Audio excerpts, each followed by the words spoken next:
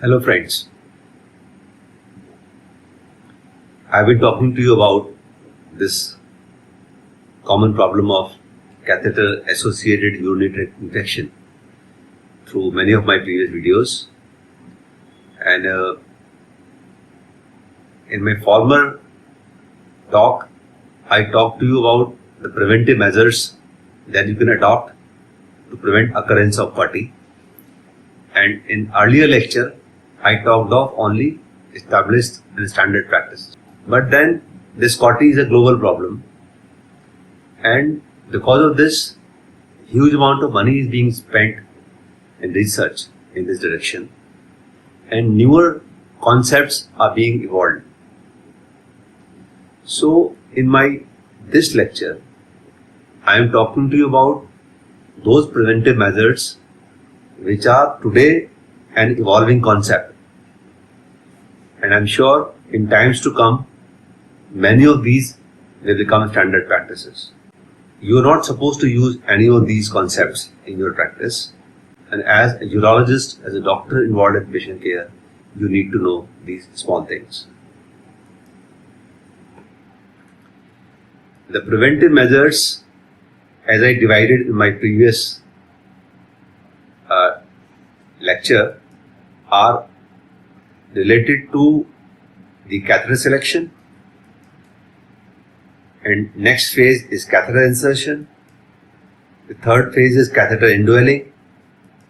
The next phase is catheter removal, and then after the catheter removal, at every step you can think of a preventive measure. Most research is being done to improvise the catheter so that it does not be a seat for bacterial growth. And these newer approaches are in two directions. One direction is to enable the catheter surface to discharge a molecule, an active drug, which can kill the bacteria, and this is known by the name of antimicrobial catheter. The other approach is, why kill the bacteria? You should see that the adhesiveness of the catheter surface is reduced so that bacteria does not attach to surface, so that the biofilm does not form over the surface. And this kind of catheter is called anti-fouling catheter modifications. I will elaborate this again a little more. Firstly, the antimicrobial. What all antimicrobial agents have been put onto the catheter surface as a surfacing agent with the intention of increasing its capability for bacterial kill.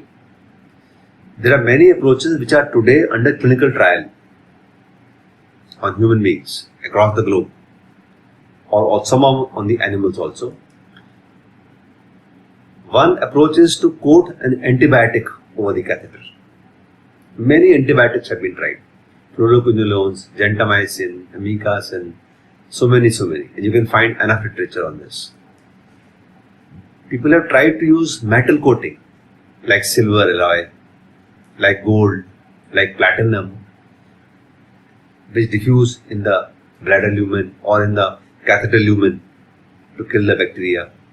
People have used some probiotics over the catheter surface just to create a kind of competitive inhibition for the bacterial growth over the catheter. Various combinations have been used: 2 antibiotics, 3 antibiotics, metal and antibiotic.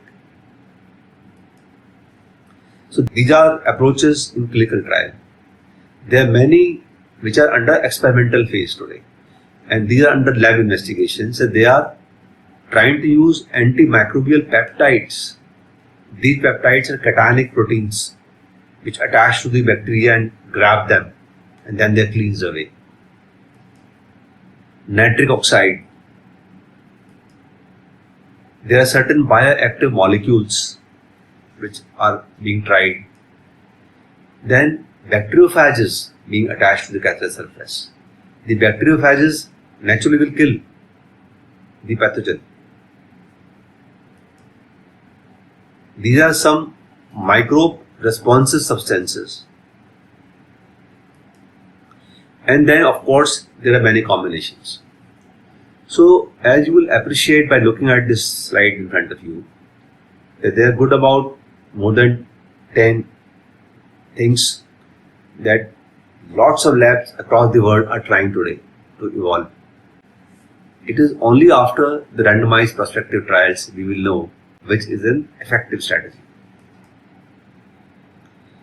Telling you about the second approach, and that is anti-fouling modification. In this anti-fouling modification, the polymers are being put onto the catheter surface. Polymers are synthetically made, and they are first polymer to be surfaced was hydrogel, making hydrogel coated catheters. Then came polytetrafluoroethylene, Teflon, and then polyethylene glycol, and then polystyrene. Now all these polymers, they do not allow bacteria to stick to the catheter. Then lots of enzymes have been worked out and they are pasted on the catheter, and these are acylase, cellobiose dehydrogenase, exopolysaccharide specific glycoside hydrolase, and alpha chymotrypsin. But if I were to give you a small little glimpse into how the bioengineers have been working at making a catheter efficient, more clotting preventing catheter for the use in clinical practice, is this: if you see, the catheter has the outer surface, the catheter has the inner surface. At both the surfaces, bacteria can glue, the biofilm can glue. And if you cut a section of the catheter wall and look at this like this, previously we had a latex catheter, over that a silicone coating, and this is currently used across the globe. A latex catheter coated with silicone. This is a catheter, latex catheter with silicone coating, and on this side is a catheter which is all silicone. So it depends upon your affordability. Then I said we got a catheter of silicone coated with hydrogel. We got a catheter of silicone coated with silver alloy. Then we got a silicone catheter with antimicrobial coatings. Now all these are available today for clinical use in some countries.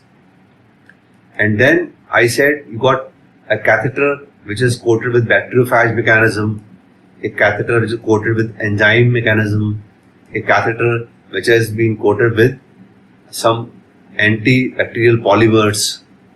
Now these three catheters are in research and they are being evolved. One modification is to eliminate peri-balloon stagnation of urine in the bladder. I'll talk about this peri-balloon business a little later in this talk, but just to tell you about that, when you put a Foley catheter in anybody's bladder, the balloon leads to a phenomena that the tip is standing up straight, high, and when the bladder drains, it drains till the tip. So certain amount of urine is present all around the balloon, and this is called peri-balloon sump. This pool of urine is a stagnant pool of urine. It is not in the dynamic exchange. It is not being drained out by the catheter. And here the multiple pathogens can grow and can be the reason for clotting. So what some of us were trying to do initially, we would try and dig a hole in the catheter shaft below the balloon and then put it. So this will drain all the urine out. Fine thing. But then you have to breach the sterility of the catheter. Then another problem, even if you empty the bladder completely, the eye is still there, hurting the bladder wall. So a catheter has been developed which is known by the name of Flume catheter. Flume catheter has a balloon on the tip, right? There is no tip protruding out of the balloon. The balloon itself forms the tip of the catheter and the eye is below the balloon. So there are two changes. influme catheter. So once you put it in the bladder, it will drain and drain in a manner like this completely. And when the bladder dome tries to sit over the balloon, there is no tip which will hurt the bladder wall. Then there are certain modifications to minimize mucosal trauma to the bladder wall by tip of the catheter and its eye. The eye creates more mucosal trauma. See how? When you put the catheter in anybody's bladder and it drains out, the eye will suck the urine and it will also suck the part of mucosa. And as mucosa gets protruded in the eye of the catheter, it becomes edematous, polypoidal, it bleeds also sometimes. A catheter has been developed now which is called EZ Care catheter. In this catheter, as you can see in this picture, the tip is sunken inside the balloon. Right? So the tip will drain through the center of the balloon. The balloon is shaped like a ball. And that's how it will drain. So the bladder will completely drain out. There is no tip to hurt, and the bladder wall will not go into the eye. So this minimizes the trauma to bladder, and if there is no trauma to the bladder wall, the bacteria will not penetrate the bladder mucosa and enter the bladder. Then there are modifications to minimize pericatheteric accumulations of urethral secretions. One design has been tried in rabbits, and there is publication to this, that the outer surface is made like a trefoil. When this kind of design stays in the urethral lumen, the catheter's contact with the urethra is very limited. Only the outermost bulges will touch the urethral wall. Urethral irritation will be lesser, and these longitudinal grooves will give a place for urethral secretions to go outwards. So outside it's a trefoil design, the lumen inside is rounded. Then a catheter has been developed with two balloons.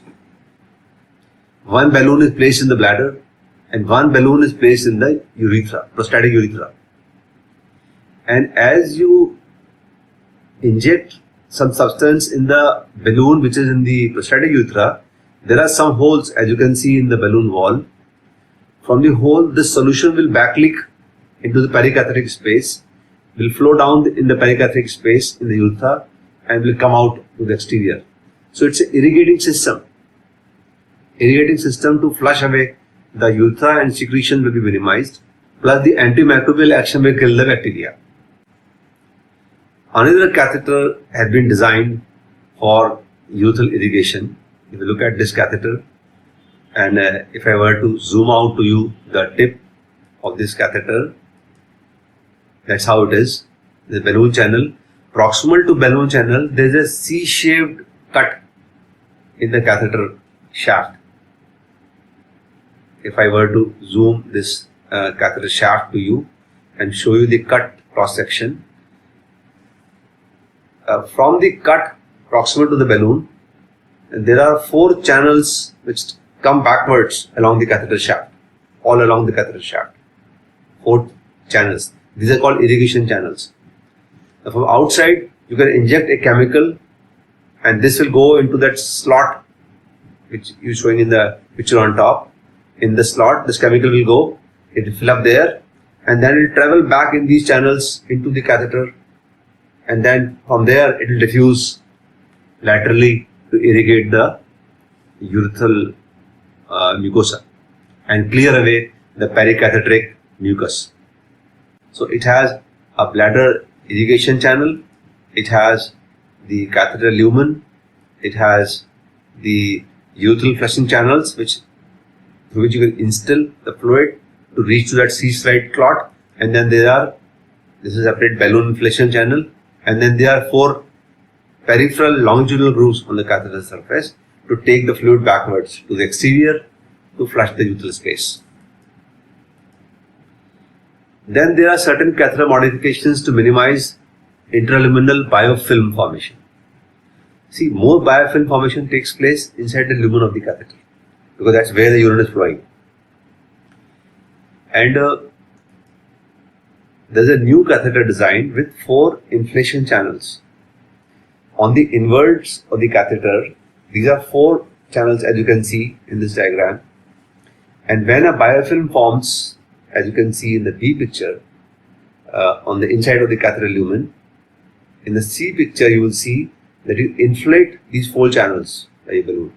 The moment you inflate these balloon channels, they kind of bulge in the lumen, and whatever biofilm has adhered to the catheter lining, it kind of get debond with the surface. And it will now, as you see in the D picture, the fractured biofilm will come in the lumen of the catheter, and then you ask the patient to drink a lot of water. The fragmented, fractured debris of the biofilm will flush out.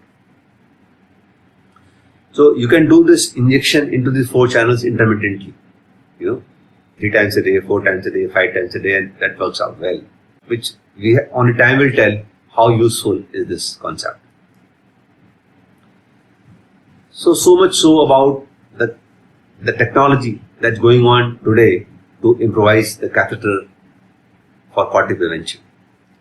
Taking you to some practices which are focusing on the catheter insertion part.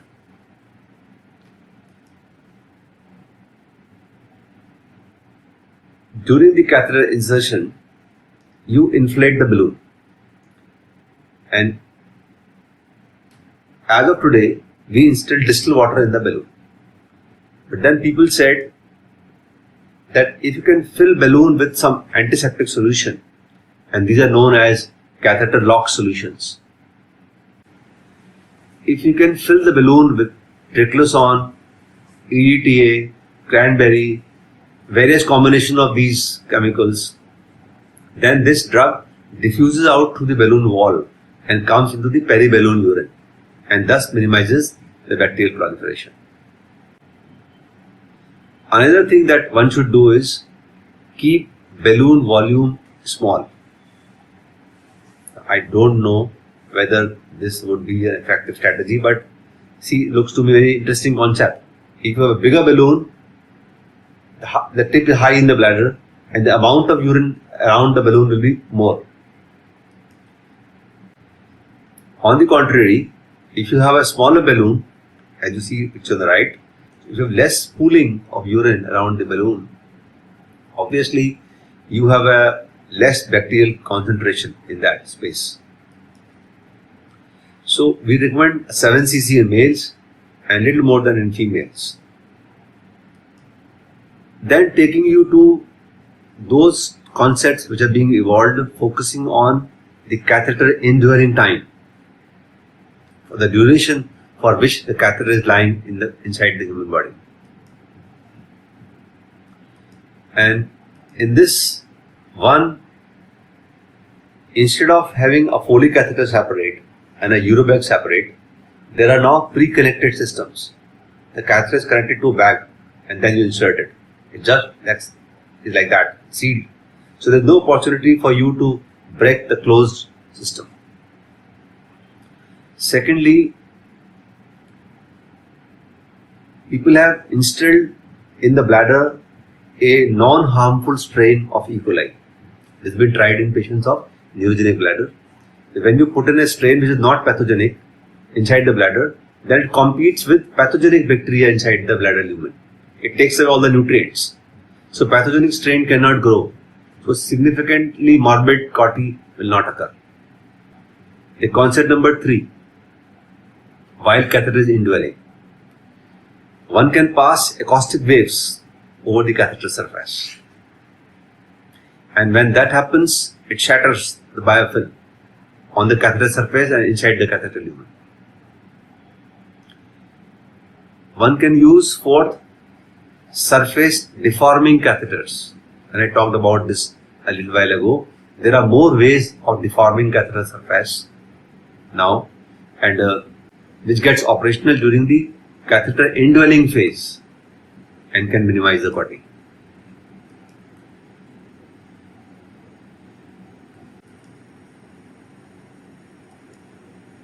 One consequence is, therefore, the periballoon urine, which is loaded with the bacteria, is now trickling down into the urethral lumen by catheter bypassing. So the bacteria gets carried away into the urethra. And second is reflux of contaminated urine into upper urinary tract.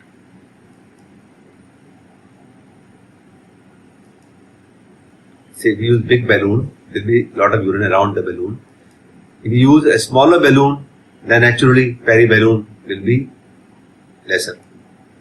But what you can also do is that you deflate the balloon for some time. Sometime means for a few minutes, and stay there at the bedside of the patient. The moment that periballoon urine drains out, reinflate the balloon. And when you reinflate the balloon, make sure that the catheter has not slipped out. And if you can do this deflation business once a day, twice a day, then whatever periballoon urine has been lying out of the circuit will now be drained out and will be in a exchange with the urinary flow.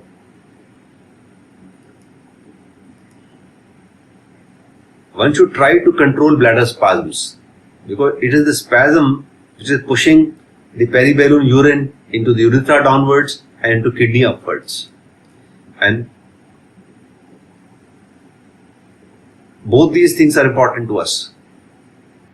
So you should try and control bladder spasms, reduce balloon size.